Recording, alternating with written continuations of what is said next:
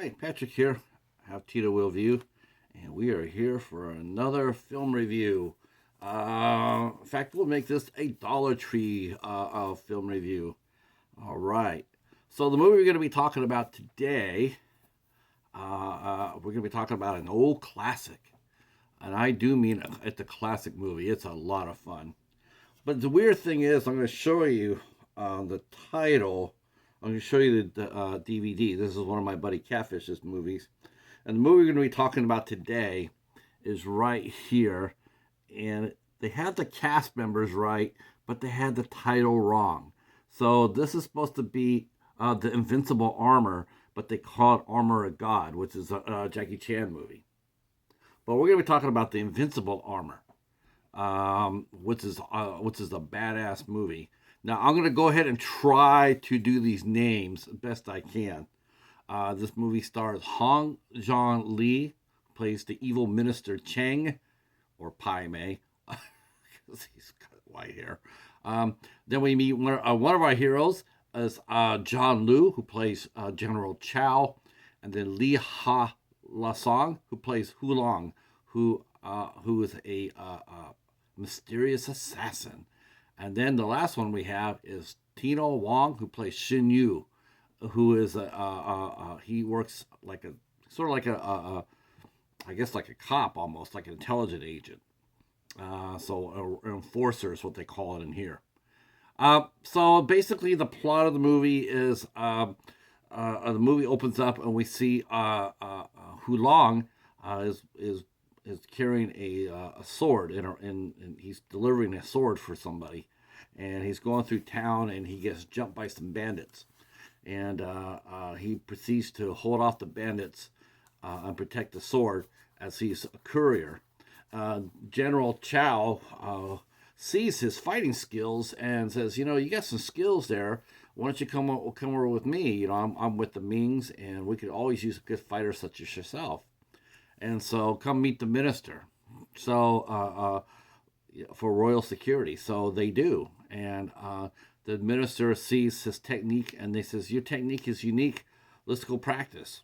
So they go out there. Hu Long and the minister go out there to spar a little bit, and all of a sudden Hu Long pulls out the sword and he kills the minister, the minister of royal security. Not a good thing, considering that General Chow's only witness. But when the men come, all they see is General Chow holding the minister's head because Hu Long has disappeared. Of course, he's accused of the murder, and he has to go on the lam. And of course, the price is put on his head. And so General Chow knows the only chance he has is to fight Hu Long and bring him to justice. Meanwhile, we find out that Minister of State, which is Cheng, he goes ahead, he puts a price on General Chow's head, and he sends his chief enforcer, Shinu, after him, because Shinu he just gets things done. So you got General Chow chasing Hu Long, and Xin Wu is chasing down General Chow. So that happens. Most of the time in the movie, that's what it is. They're chasing each other. General Chow comes across Hu Long several times, but he can't never subdue him long enough to secure him as a witness or a suspect. He gets interrupted every time.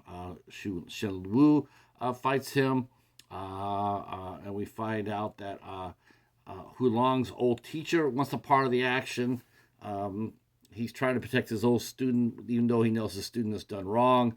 He knows that Cheng has caused all of this, and so he's trying to get Cheng out in the open to admit it.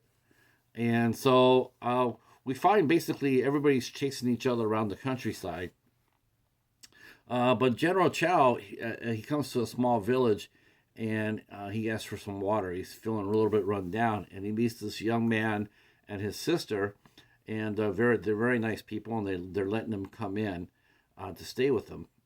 But when some creeps come in to try to kidnap his sister to marry her, force her to marry him, General Chow steps in and beats him down. And then the young man says, "Your technique is really great. Maybe you can learn. Maybe I could show you my technique, which is armor, the invincible armor. I can show you how to do that with the iron finger. You can break through that."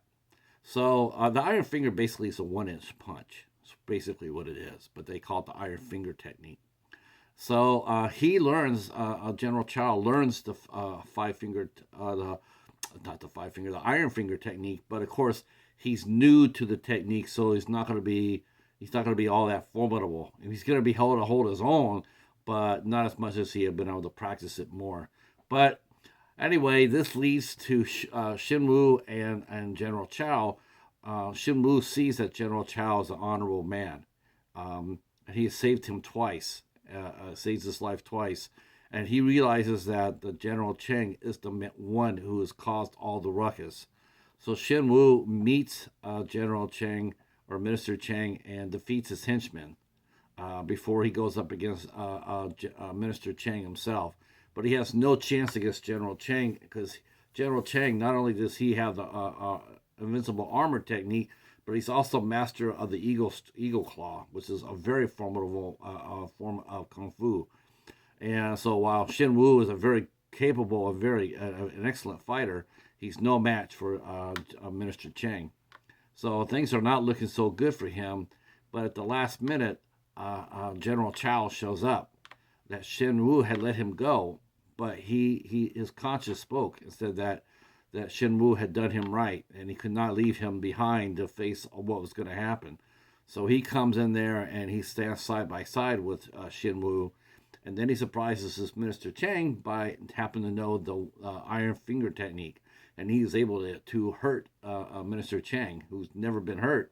He's like, "Wow, okay, who taught you that?" And he says, "Well, it's none of your business, buddy."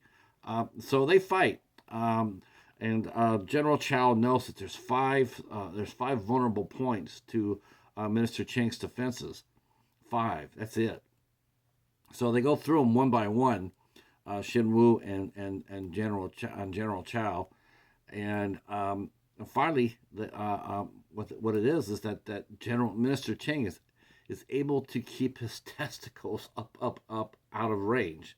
He can basically his testicles go inside of his body, so you have to shock the body to make him drop.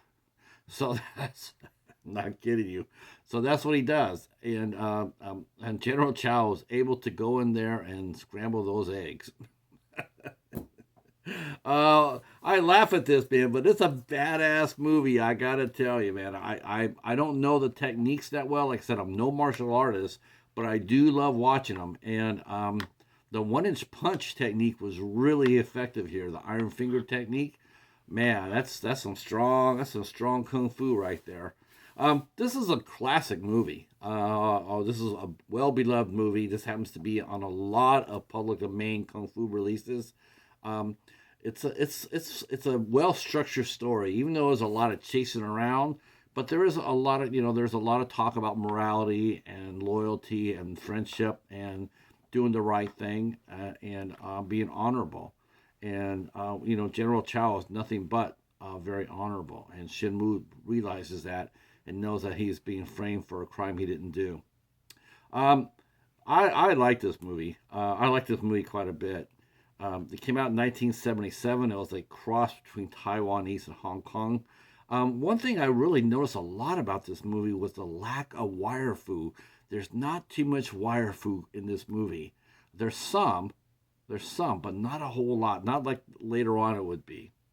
Um, I would definitely recommend this one if you're into martial arts movies and you don't mind some of the older classics. But the Invincible Armor is definitely one to look up, and it's on YouTube. So, and I'm sure it's probably on Tubi as well. But it's definitely worth taking a look at because it's a lot of fun, and yeah, back when Kung Fu was Kung Fu. All right, well, thanks for watching. I love martial arts movies. Yep. So thanks for watching, and if you're new to the channel, please consider giving us a sub. Giving us a like, and then drop down a comment below. Let us know what your favorite Kung Fu movie is. Could be today's movie. Could be 1977. Who knows?